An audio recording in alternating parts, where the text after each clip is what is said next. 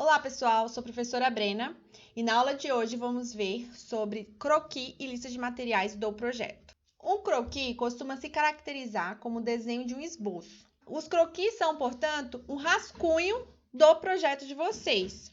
Eles não exigem grande precisão, refinamento gráfico, diferentemente dos desenhos que iríamos fazer mais para frente no desenvolvimento do nosso projeto. Desenhos que vão exigir medidas, dimensões e características, caracterizações das partes do projeto.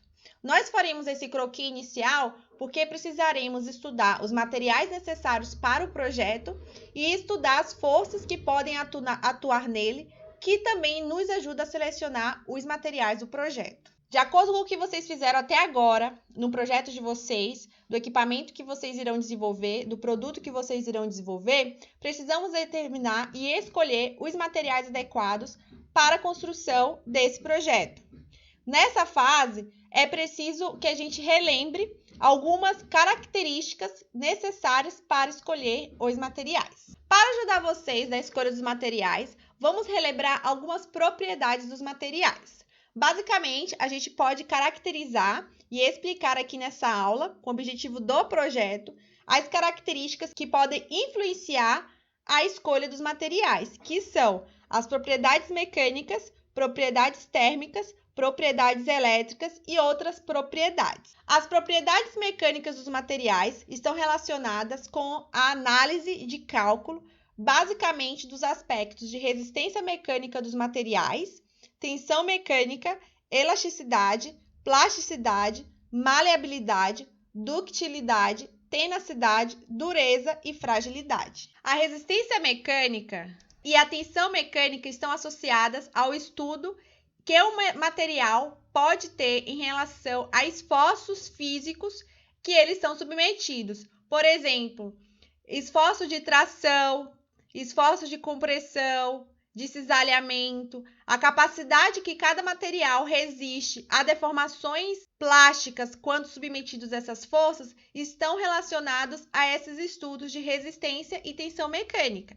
A resistência ela é muito importante para que a gente escolha materiais adequados para compor estruturas de produtos, estruturas de projetos de máquinas e estruturas de projetos em geral, projeto de construção civil e etc. Nesse estudo de elasticidade, estudamos a capacidade que o material tem de sofrer ações externas, se deformar, contudo voltar ao seu estado original, ou seja, a capacidade de deformação elástica, que é aquela deformação que não modifica o material permanentemente, ou seja, ele volta ao seu estado original.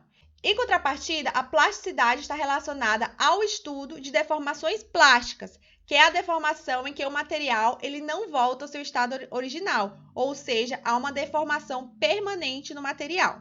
A maleabilidade, juntamente com a ductilidade, está relacionada à propriedade de que o material possa ser conformado, ou seja, o estudo da flexibilidade desses materiais. A ductilidade é a propriedade que representa até quanto o material suporta uma ação externa até a sua fratura. A tenacidade está relacionada também ao estudo da capacidade do material absorver energia e deformar permanentemente sem sofrer fraturas. A dureza está relacionada à resistência que o material tem a forças externas sem sofrer fratura. O oposto é a fragilidade. Então, algumas desses componentes, dessas propriedades, elas devem ser estudadas para que a gente escolha os materiais adequados a diferentes funções do nosso projeto. Se é um projeto que precisa fazer parte da estrutura e essa estrutura precisa ser resistente mecanicamente a tensões externas, a gente precisa escolher materiais que tragam esse objetivo de resistência. Se é um material que eu vou trabalhar e que precisa ser conformado para formar novos objetos, formar novas formas, a gente precisa escolher materiais que sejam maleáveis, que tenham elasticidade, por exemplo. Então, eu vou escolher materiais que têm essas características de forma forte. Então, as propriedades mecânicas, elas são muito importantes para a seleção dos materiais na etapa do projeto. As propriedades térmicas são as propriedades que estão relacionadas à característica que o material tem ao passar por mudanças em sua temperatura. Podemos citar algumas propriedades importantes. A capacidade calorífica, que é a capacidade ou propriedade indicativa de um material de absorver calor da sua vizinhança, ou seja, ela representa a quantidade de energia necessária para produzir um aumento unitário na temperatura. A capacidade calorífica pode ajudar, por exemplo, a você escolher um material que resista a altas temperaturas e não passe calor para a vizinhança, ou seja, ele vai ter uma baixa condutividade térmica ou uma capacidade calorífica. A condutividade térmica está relacionada ao transporte de energia térmica das regiões de alta temperatura para a baixa temperatura de uma condução de material.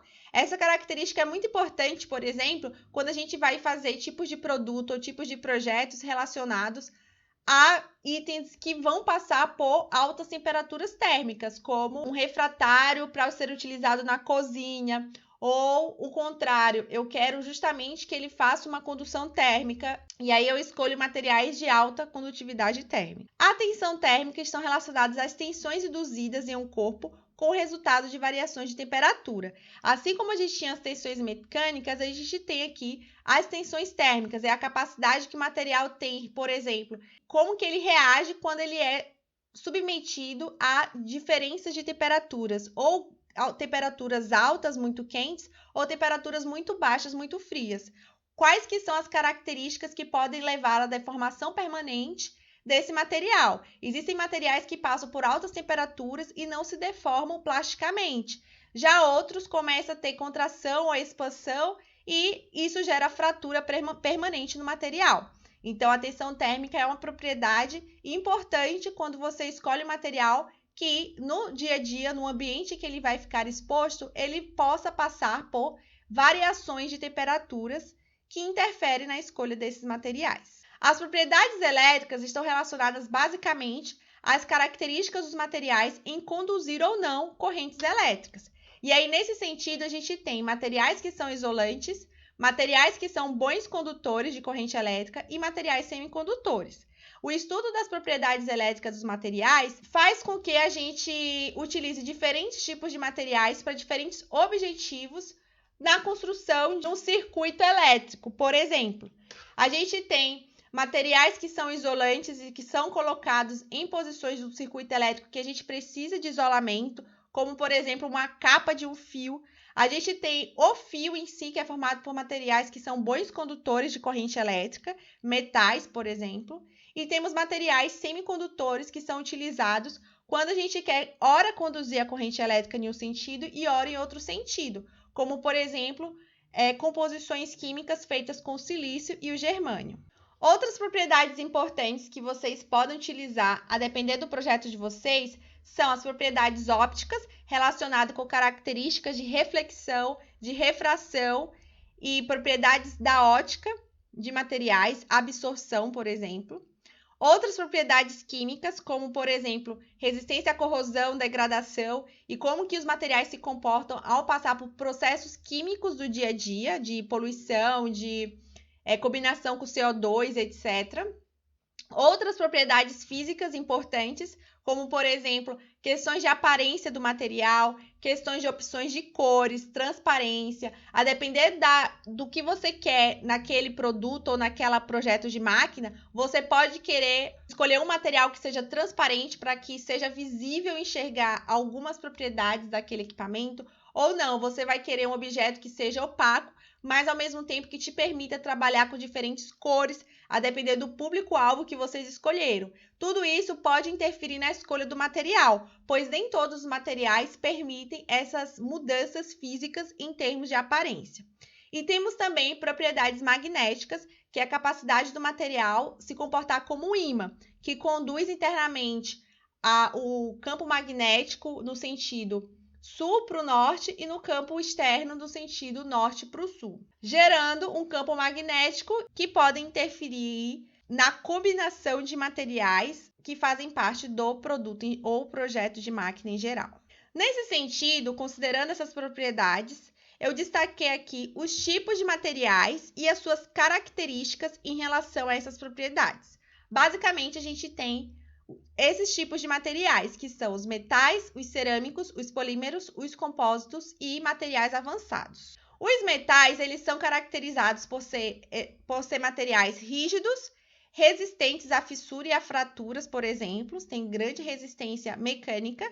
Eles são dúcteis, capazes de se deformar sem sofrer fraturas, são bons condutores de corrente elétrica, bons condutores de calor, possuem aparência brilhosa, polida e não são transparentes à luz visível. Então, eu destaquei aqui algumas propriedades físicas e mecânicas elétricas desses materiais e térmicas que vocês podem observar para escolher esse tipo de material em alguma etapa do projeto de vocês. Exemplos de metais, nós temos o ferro, nós temos o cobre, prata, ouro, níquel e outros metais da tabela periódica. Outro material importante são os materiais cerâmicos. Os materiais cerâmicos são formados por compostos de elementos metálicos e não metálicos. Por exemplo, porcelana, cimento, vidro, óxido de alumínio, dióxido de silício e outros elementos cerâmicos. Eles são quimicamente estáveis e são refratários, ou seja, eles são resistentes a altas temperaturas. São duros, frágeis, eles não têm resistência a forças externas, sem se deformar permanentemente, ou seja, se deformam permanentemente. Em relação aos materiais avançados, nós podemos destacar os semicondutores utilizados na área de elétrica e que foram desenvolvidos com auxílio da mistura do germânio e do silício com outros materiais. O objetivo dos materiais semicondutores garantiu o desenvolvimento da informática, por exemplo.